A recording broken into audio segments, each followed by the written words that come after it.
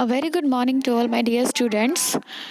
Today we are just going to do our another lesson from our literature portion, that is necklace. The necklace here refers with our title.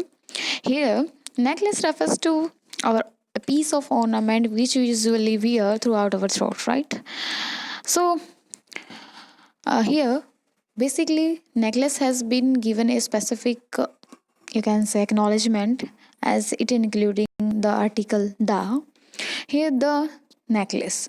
Here the title signifies about a special kind of necklace, and it's a very interesting story. Now we will going to study the very story with this explanation, and throughout the video we will find out the difficult word meaning.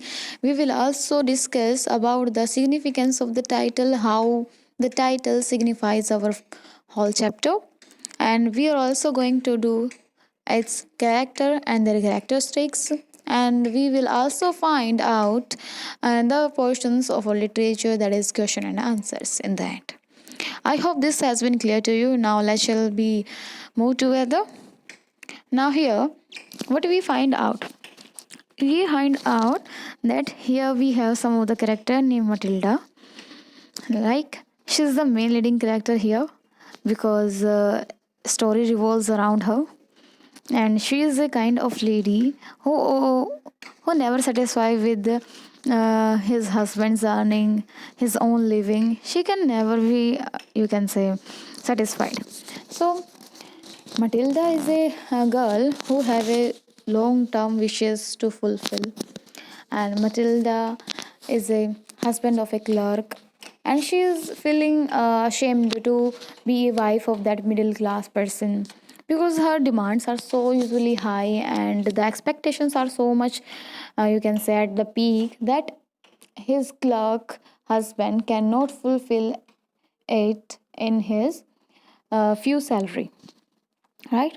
So here we will find out a reference of a grand party and how the grand party will be the result of the losing of necklace of Matilda.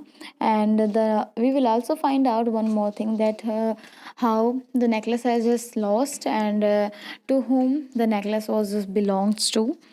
So here reference has been given in the grey box, and it has to be said that Matilda is invited to a great grand party, right? Here is a reference of a party, right? Here is a reference of a grand party.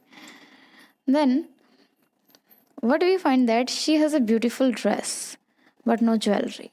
She is also a beautiful girl even, uh, but she has a middle class background. That's why she has nothing to do wear in that grand party. Like she has not any beautiful dress, right? But she borrows a necklace from a friend. None of the jewelry she had, so she decided that she will borrow a necklace from her friend, um, and loses it, and he just loses it. Then we will find out this very thing, that is the happened then. What happened then? So it is a very interesting story, and you will find you can say correlate yourself with this Matilda, because Matilda is a face to the today's women who usually believes in show off, and they never even try to pretend that how they can be successful. If they will not give such kind of show off in their life, they never even think about it, right? Now let's start here. Now we will find out that what do you have to find out, what kind of person is Miss Loisel, and why is she always unhappy? Who is Loisel here? Is the Matilda, right? What kind of person is her husband? You will find out that Mr. Loisel, right? So here we find out the surname of our main character, that is Loisel, and her husband is Mr. Loisel. Remember this. Now let's get started with the very text of this very lesson. Now, she was one of those pretty young ladies, born if through an error of destiny into a family of clerks. Right. So through that, till here, we find out one thing about our main character, that she is a pretty girl. That she is a pretty girl. She is also a young lady, but she born with the error of destiny. What do you mean by the error of destiny here? Error of destiny refers to the, you can say somehow, if you willing to born in a rich family and you have a beautiful face, features and everything, but because of error of destiny you just born out somewhere else, like you born in the middle class or the lower class, and you find out yourself that I'm not able to even live here. I'm you can say my destiny has decided this, not my fate. So this is the error of destiny into a family of clerk, right? It means she has everything at each and every attributes related to the higher families, like she is pretty girl, she is also a young lady. So error of destiny, she has just got born in a family of clerk. Now we will find that वो family of clerk में पैदा होती हैं, जबकि वो बहुत ही सुंदर और जवान है और बहुत ही खूबसूरत है, right? So we find out that she had no dowry, उसके पास कोई भी डोरी नहीं है, यानी दहेज नहीं है देने के लिए, नो होप्स, ना ही कोई उम्मीद है, no means of becoming known, और ना ही ऐसा कोई है कि वो उसे कोई ज़्यादा कुछ जानता है, ना ही उसके पास इतनी वो बिलव्ड भी नहीं रही है, and married by a man either rich और distinguished, and she allowed herself to marry a pretty clerk in the office of board is of education. देखिए इसके पति जो है मिस्टर लॉइजल, वो कहाँ काम करते हैं? वो बोर्ड ऑफ एजुकेशन में काम करते हैं, और वहाँ पर वो सिंपली जिसके सपने देखती थी कि मैं रिच क्लास में जाना चाहती हूँ तो मैं रिच क्लास से आदमी से शादी कर लूँ, बट ऐसा नहीं था, क्योंकि हम एक मिडिल क्लास फैमिली से बिलोंग करते हैं तो हम अपने जैसा ही कोई ढूंढते हैं, राइट? तो यहाँ तो उसके हस्बैंड जो थे वो क्लर्क थे, तो she was simple but she was unhappy. देखिए वो हमेशा चीज़ों के लिए अनहैप्पी ही रही। अनहैप्पी का जो रीज़न था वो था डिससेटिस्फिकेशन फ्रॉम हर ओन लाइफ, क्योंकि वो अपने आप को सुंदर समझती थी, बीइंग ए रिच होना चाहती थी, लेकिन फिर भी कुछ चीज़ें ऐसी हुई कि जिसकी वजह से वो ये सब नहीं पा सकी, क्योंकि सबसे बड़ी चीज़ तो क्या थी? Error of destiny. Error of destiny का मतलब क्या है? भाग्य की गलती से वो कहाँ पैदा हुई?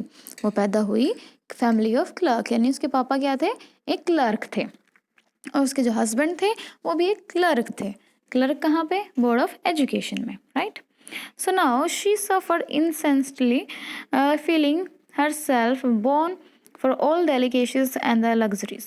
She suffered from the poverty of her apartment and the shabby walls, the worn chair. All these things tortured and angered her.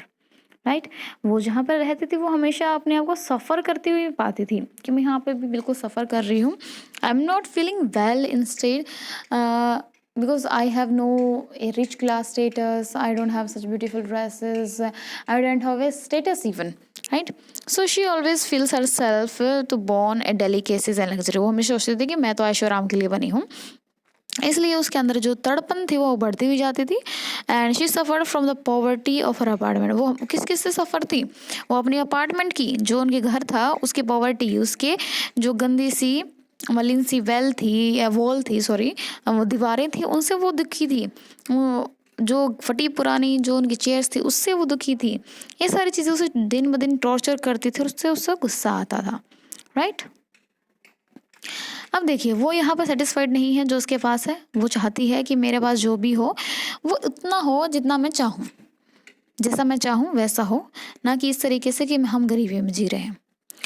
When she seated herself for the dinner opposite her husband, एक दिन जब वो dinner के लिए अपने husband के opposite बैठती हैं, and who uncovered the tureen with a delighted air saying, oh the good pot pie, I know nothing better than that। देखिए उसके जो पति हैं वो काफ़ी सेटिस्फाइड पर्सन है अपनी लाइफ से। ऐसा नहीं है कि वो चीज़ों की ज़्यादा डिमांड करते हैं या कुछ भी है, लगभग वो अपने जो उनकी वाइफ है मिसेस लॉइजल हैं उनकी वो सारी डिमांड पूरी करते हैं। लेकिन यहाँ पर क्या है, वो जनरली चाहते क्या है? वो चाहते हैं कि एक अच्छा परिवार हो, सुखी परिवार हो, पैसा हो चाहे ना हो, ठीक है?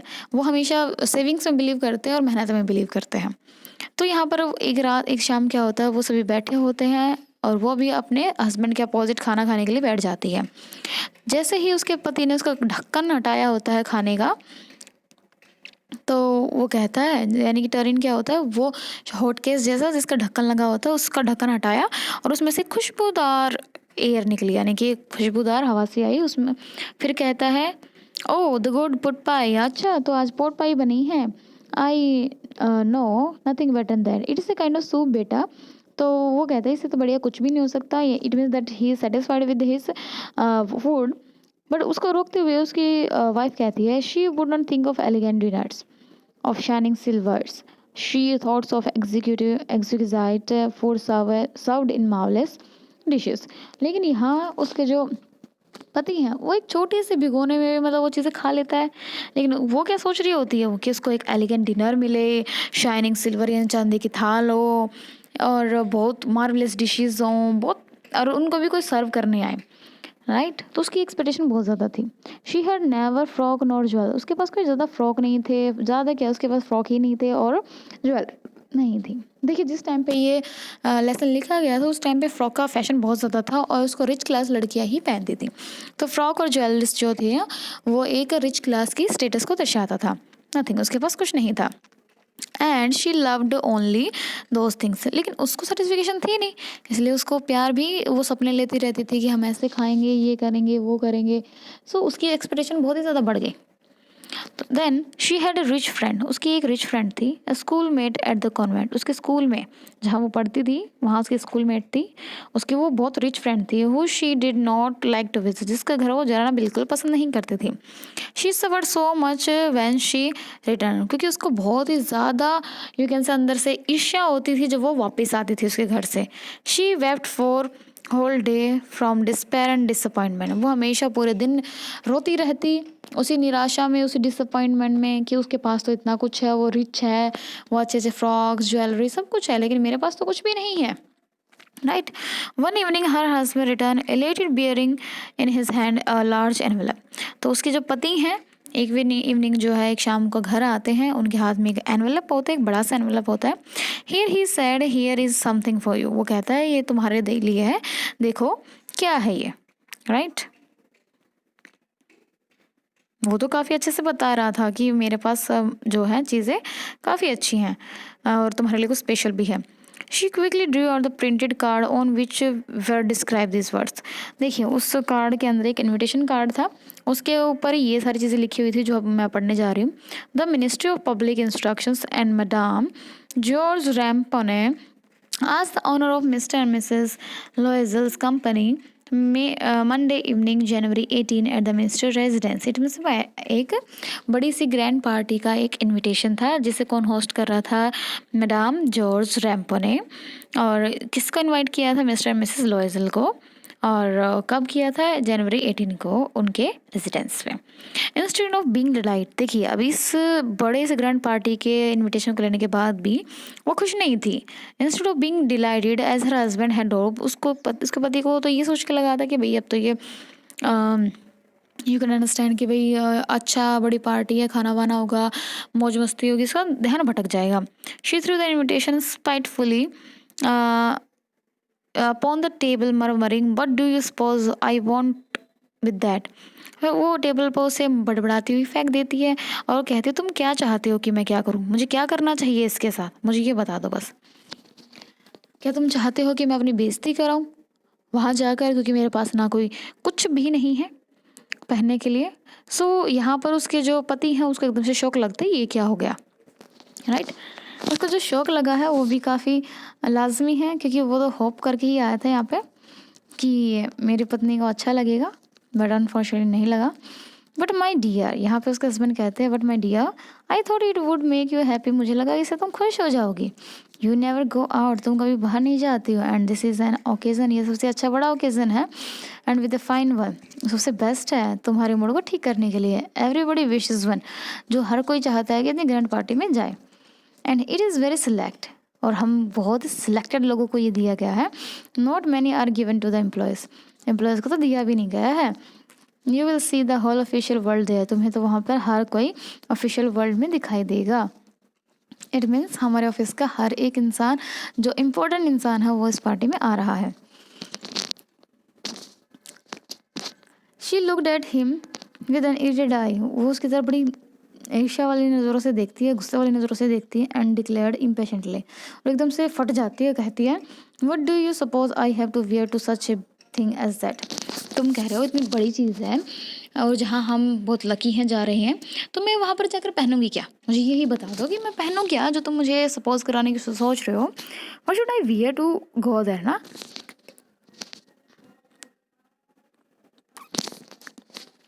Right now he had thought of air, अब उसके पास जो उसके पति हैं वो सोचने लग जाते हैं कि अब मैं कहूँ क्या। ही स्टैमर्ड, वो हकलाते हैं। What the dresses you wear when we go to the theatre, तुम तो वही ड्रेस पहन लेना जब भी हम थिएटर के लिए जाते हैं, मूवी के लिए देखने जाते हैं तो हम पहन लेते हैं। वो कहते हैं it seems pretty to me, मुझे तो बहुत अच्छी लगती है वो तुम पे। ये बस साइलेंट, चुप हो गया। फिर स्टूपिड फर्ड ऐसे देखता रहा जैसे उसने कुछ गलत कह दिया हो। In dismay at the sight of his wife weeping, ये सुनकर उसकी वाइफ जो है वो रोने लग गई। इस टाइम बहुत बड़ा हक लगाता हुआ बोला व्हाट इज़ द मैटर, वो कहता बात क्या हुई है, व्हाट इज़ द मैटर, बताओ तो तुम रो क्यों रही हो।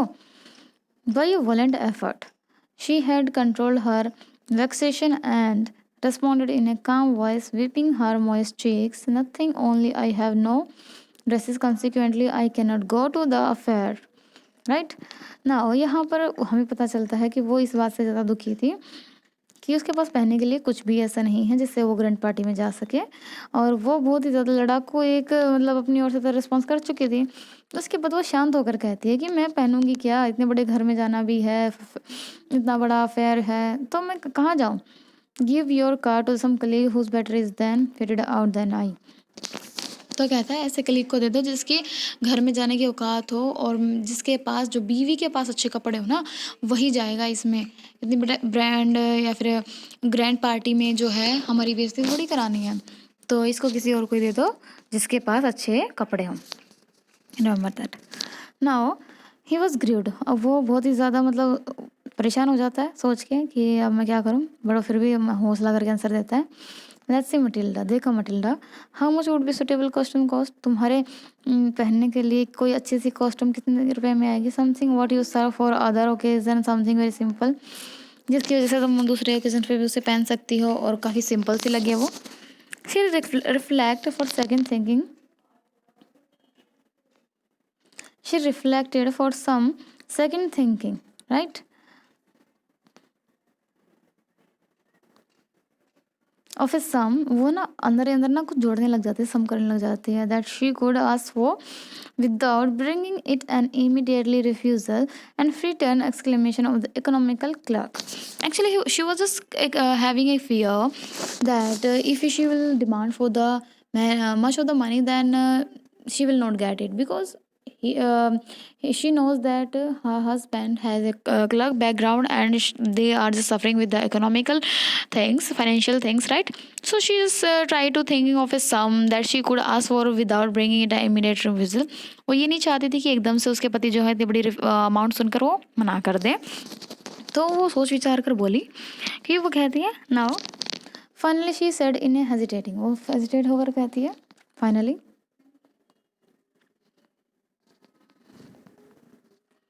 the voice I cannot tell exactly but seems to me that 400 francs ought to cover it। तो यहाँ देखिए, यहाँ पर वो थोड़ा सा बोलती है हिचकते हुए, एकदम उसके पति ना कर दे मना, तो वो कहती है 400 फ्रैंक्स लगेंगे और मेरी ड्रेस बन जाएगी। तो मैं एग्जैक्टली तो नहीं बता सकती लेकिन इतना तो लगेगा ही, राइट। अब ये बात सुनकर उसका जो पति है वो लिटिल पेल हो जाता है and he had saved just some to buy a gun that might be join somewhere hunting party next summer। देखिए कहीं ना कहीं उसने जो अपनी सेविंग की थी वो हंटिंग पार्टीज के लिए गन खरीदने के लिए की थी। With some friends home short larks on Sunday, लाग एक जगह का नाम है जहाँ पे वो शूट करते हैं, यानी कि जहाँ पर वो शिकार या हंट करते हैं। संडे को वो जहाँ जाने वाला था अपने फ्रेंड्स के साथ, उसके लिए उसने पैसे जमा किए थे कि वो एक गन है वो खरीद लेगा। Nevertheless, he answered, फिर भी उसने सोचा, अपने मन मार के बोला, he answered very well, I will give you 400 francs, try to have a pretty dress। फिर भी उसने अपना मतलब चीज़ हटा के, अपनी इच्छाओं को काबू करके उसने कहा कि भाई ठीक है, मैं जो है तुम्हें इस चीज़ के लिए अलाउ करता हूँ, तुम ले आओ, अच्छी से ड्रेस लेकर आना, पर उसके बाद भी अगर सेटिस्फाइड नहीं हुई तो फिर फ़ायदा नहीं है, राइट। नाउ हमें जो फर्स्ट ड्राइंग में क्वेश्चन मिले थे, अब हम यहाँ मिल सकते हैं कि हमें क्वेश्चन के आंसर जो मिल चुके हैं। What kind of person is Mrs Loisel, why she is the always happy. हमें पता चला काफ़ी सेल्फ सेंटर्ड सी है और वो काफ़ी शॉर्ट माइंडेड है और छोटे से शॉर्ट टेम्पर्ड भी है और सबसे ज़्यादा तो अनहैप्पी एंड अनसेटिस्फाइड है bye her own life, right. Why she always unhappy, unhappy क्यों है? अनहैप्पी है क्योंकि उसको सेटिस्फिकेशन नहीं है अपनी लाइफ से और फिर किसी भी चीज़ के लिए अपने अंदर एक आत्मसंतुष्टि फील नहीं होती है। What kind of person is her husband, उसके हस्बैंड कैसे हैं?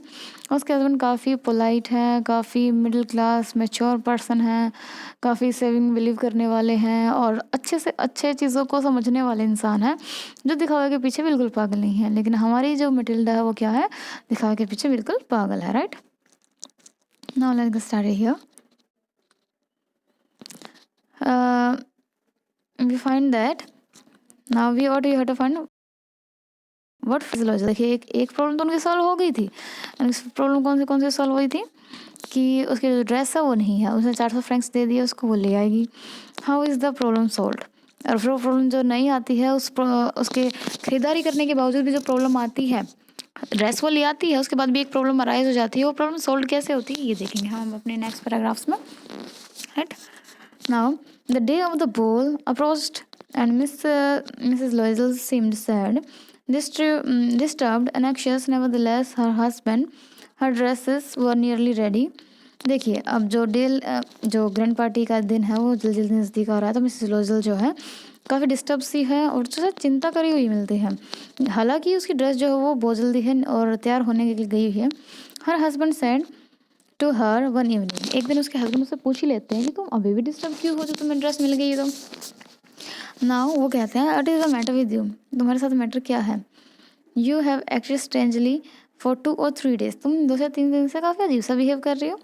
एंड शी रिस्पॉन्डेड, आखिर में उसने कह दिया, I am vexed not to have a jewellery, मैं परेशान हूँ क्योंकि मेरे पास ज्वेलरी नहीं है। Nothing to adorn myself, मुझे अपने सजाने के लिए कुछ भी नहीं मिला। I had such a poverty-stricken look. If I will not adorn myself with the jewelry, then I will be like a poor background. I, sorry, I would prefer not to go to this party, मुझे तो शायद इस party में जाना ही नहीं चाहिए। देखिए अब एक मिडिल क्लास जिसने अपने 400 फ्रैंक जो गन लेने के लिए खरीदे थे वो भी उसने दे दिए उसको, है ना। उसके देने के बावजूद भी वो सेटिस्फाइड नहीं है क्योंकि उसके पास कोई गहने नहीं है। वो कहती है मैं पार्टी में नहीं जाऊंगी, बल्कि उसका मन था कि वो कैसे भी चले पर अच्छे से चल जाए। He replied you can wear some natural flowers, वो कहती है तुम कुछ नेचुरल फ्लावर्स वियर कर सकती हो, right. In this season they will look चिक, वो बहुत ही ज़्यादा खुश मिजाज से होते हैं, यानी कि जो फ्लावर हैं वो सुंदर हैं। शी वॉज नॉट कन्विंस्ड, फिर भी उसकी वजह से वो नहीं मानी। वो कहती नो, शी रिप्लाइड, उसने कहा नहीं। There is nothing more humiliating than to have a shabby hair in the midst of rich room. वहाँ पे सभी औरतें अमीर अमीर होंगी, उनके बीच में एक अजीब सा लिखना या दिखना बहुत ही गंदा और भद्दा लगेगा, मैं नहीं चाहती कि ऐसा हो। Then her husband cried out, how stupid we are, go and find your friend Mrs Forestier. उसकी जो रिच फ्रेंड थी उसका नाम क्या था, जो उसके साथ स्कूल में पढ़ती थी, उसका नाम था Mrs Forestier. And asked her to lend you jewels. वो कहते हैं अरे हम भी कितने पागल हैं, उसके हस्बैंड एकदम से अड़े लड़ाते हैं। वो कहते हैं जाओ अपनी फ्रेंड के पास जो बहुत अमीर है उसके पास एक ज्वेलरी का सेट ले आओ, राइट। नाउ शी अटेड अ क्राई, जो वो बहुत खुश हो जाती है इस बात से। वो कहते हैं it's true, she said, I had not thought of that, मैंने तो सोचा ही नहीं था, मुझे ध्यान ही नहीं रहा कि वो मेरे दोस्त है और उसके पास बहुत सारी चीज़ें हैं। Now the next day she look herself to find her friends house, right. वो नेक्स्ट डे जाती है अपने उसी फ्रेंड के घर जिसे वो बिल्कुल पसंद नहीं करती थी। क्यों पसंद नहीं करती थी? Because on the reason that she is rich and और मटिल्डा इज पुअर। उसके घर जाती है, lady her the story of distress, उसको अपनी सारी कहानी सुना देती है। जब मिसेस फॉरेस्टर है वेंट टू क्लोजेट, वो अपने अलमीरा में जाती है, तो out a large jewel case, उसके पास बहुत बड़ा ज्वेल केस था। ब्रॉडेड वो लेकर आती है, ओपन एंड उसे खोलती है and said choose my dear, उसे खोल कर दे देती है कि कुछ भी चूज़ जो है कर लीजिए, कोई दिक्कत नहीं है, जो भी तुम्हें अच्छा लगे, राइट।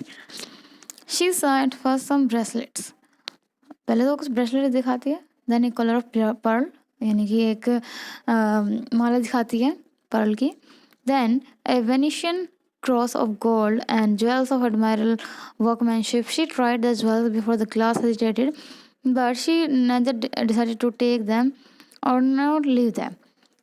देखिए उसको एजिटेशन फील हो रही थी कि वो उसको अपने मिरर के सामने भी उसको क्या नहीं कर पा रही थी, अच्छे से मतलब ट्राई नहीं कर पा रही थी क्योंकि उसको एजिटेशन हो रही थी।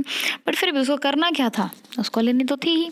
अगर वो नहीं लेगी ओबियसली तब भी जाएगी, और अगर उसने यू कैन से अगर ग्रैंड पार्टी में जाना है तो obviously she has to wear all this things ना, it according to Matilda. So उसने अपने शर्म को इस तरफ रखा और देखा, उसको उसकी पूरी बॉक्स में से कुछ पसंद नहीं आया। तो कहती है she asked have you something more, तुम्हारे पास और कुछ नहीं है, मुझे इतने अच्छा नहीं लगी है। तो वो कहती है why yes look for my yourself, I don't know what will please you. वो कहती है अरे तुम जाकर ना क्लोजर में खुद ही देख लो, मुझे नहीं पता तुम्हें क्या पसंद आएगा। Suddenly she discovered in black satin box, एक सेटिन का बड़ा सुंदर सा बॉक्स रखा हुआ था अलमीरा में। तो वहाँ जाकर वो देखती है ए सुपर नेकलेस ऑफ डायमंड, वहाँ पे एक डायमंड का बड़ा सुंदर सा नेकलेस रखा हुआ था। Her husband trembles as she took it out, जैसे ही सॉरी हर हैंड्स ट्रेम्बल, जब वो बाहर उसका निकाल रही थी उसके हाथ बहुत ही ज़्यादा कंप रहे थे। She placed it where the throat against her dress, उसने अपने गले पे उसको लगा के देखा एंड वॉज एस्थेटिक, एक्सटेटिक का मतलब होता बहुत ही शानदार लग रहा था। Then she asked in hesitating voice full of an anxiety, उसने सोचा ये डायमंड का हार है तो भाई बहुत ही महंगा होगा, तुम इसे महंगा कैसे क्या पता दे नहीं दे, वुड यू लैंड में दिस ओनली दिस। तो वो कहती क्या तुम मुझे ये बस ये खाली ये दे सकती हो, वो कहती वाह सटनली ले जाओ कोई दिक्कत नहीं है। तो यहाँ तक हमें पता चलता है कि किस तरीके से जो नेकलेस है उसको नेकलेस भी मिल जाता है। उसकी जो सेकंड प्रॉब्लम थी वो कैसी थी, उसकी सेकंड प्रॉब्लम थी कि उसको नेकलेस या फिर कोई ज्वेलरी चाहिए थी so that she can wear out, right. But उसको जो चीज़ें हैं प्रॉब्लम है उसकी सॉल्व होती है उसके हस्बैंड के कहने पर, क्योंकि उसके हस्बैंड जो है वो आइडिया देते हैं कि उसे जाना चाहिए अपने फ्रेंड के पास जिसे वो बिल्कुल पसंद नहीं करती है, इधर देन राइट। तो इससे हमें पता चलता है कि उसकी प्रॉब्लम उसके पति के कहने से सॉल्व होती है और उसकी जो फ्रेंड है मिसेस फ्रेस्टियर वो उसकी हेल्प करती है उसके डायमंड नेकलेस लेने में। ठीक है, देखिए अभी पूरी स्टोरी जो है वो नेकलेस नेकलेस और नेकलेस पे ही चलेगी, उसका खोना मिलना ये सारी चीज़ें चलती रहेंगी। तो वो खोते कैसे हैं, मिलते कैसे हैं और क्या होता है कैसे नहीं होता वो सब देखते हैं, right. Now she fail upon the neck of her friend, देखिए जैसे उसने उसको पैसे दे दिए या फिर ना सॉरी जैसे उसने उसको नेकलेस दे दिया तो वो अपने फ्रेंड के गले पे लिपट गई। अब जैसे विद पैशन उसने बहुत जोर से उसको गले लगाया and then went away with her treasure. Treasure क्यों यूज़ किया है यहाँ पर, ज्वेलरी भी यूज़ कर सकते थे क्योंकि उसके लिए तो एक खजाना ही था, क्योंकि वो किसी भी तरीके से उसके लिए इम्पॉसिबल था इसको पाना। The day of the ball arrived, अब बोल जो यू कैन से पार्टी का टाइम है वो आ गया है। ठीक है, Mrs Loisel for the great success, अब उसको ड्रेस भी मिल गई है, अच्छे से ज्वेलरी भी मिल गई, सब कुछ मिल गया है, right. She was the prettiest of all, वो उस बॉल में सबसे सुंदर लग रही थी, ग्रेशियस लग रही थी, स्माइल कर रही थी, फुल ऑफ एंजॉय, बहुत अच्छी लग रही थी। All the man noticed her and asked her name and wanted to be the presented. देखिए उसके पति को बिल्कुल कोई दिक्कत नहीं थी कि वो किसी से बात करती है या फिर कोई उससे बात करता है, हर कोई इंसान या हर कोई बंदा वहाँ पे जो था स्पेशली मैन थे वो उसको हमेशा क्या करना चाहते थे, कि वो मेरे साथ डांस करे, कुछ बात करे। So she was looking so much pretty, it means at this point she is really very she got success ना। देखिए यहाँ तक आज हम करने वाले हैं, तो यहाँ तक उसने अपना जो मकसद है वो पूरा कर लिया है। Now she is very happy because उसके पास जितनी भी चीज़ें थी वो बहुत ही एलिगेंट थी। She has a gracious you has a grace in her face and she has a pretty smile even, so she holds a very good grace in her attire even. So we will find out that she is very happy now and she is enjoying each and everything. Now after that there will be a twist in the story, right? So वो twist क्या है वो हम next we will study throughout the video, in the next video I can say. So this is only the thing. So she has just one thing that now she is just enjoying the party. So we are living our chapter that she is enjoying the party and she is looking so very very beautiful. but the turning point will we will discuss in the next video. I hope that everything has been clear till now this very paragraph, and thank you for watching this, and we'll meet in the next video. Thank you.